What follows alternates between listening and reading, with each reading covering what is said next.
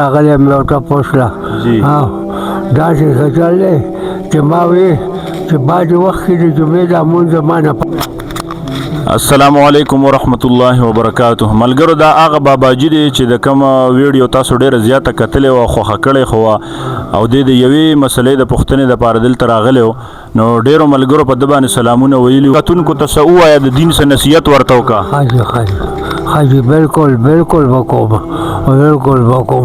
خو یو تپوس یو له بل نه راغلی مې ورته پوښتله داسې ښه چل دی چې ما وی چې بعضې وخت کې د جمعې دا مونځ زما نه پاتې شي نو زه کور کوم نو چې کور کوم نو دا مونځ به زه په داسې طریقو کوم چې دا نور مونځ څنګه کېږي داسې کوم که نه جمعه به پکې یادوم.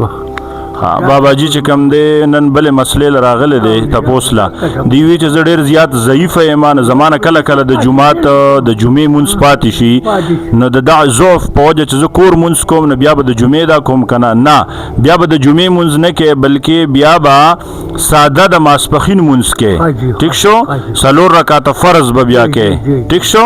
مهرباني جزاک الله. دعاګانې د خپلو ملګرو ته دعاګانې کوه چې څوک الله پاک دې خوشحاله کړه خدا خو خوشحاله خدا دې لویه ورځ درکړي چې تاسو ما ته دا بیان وکړو دا مې تپوس کو عاجز یم مسافر یم بېوسه یم 3 میاشتې مې په کار کې تېرې کړې 3 میاشتې. دعاګانې کوه الله دې خوشحاله کړه. السلام علیکم ورحمت الله وبرکاته. ډېره مهرباني. نو ما زما د مولي صاحب خواله ځم الله پاک روغ لره خدا خو کامیاب که په ډک کې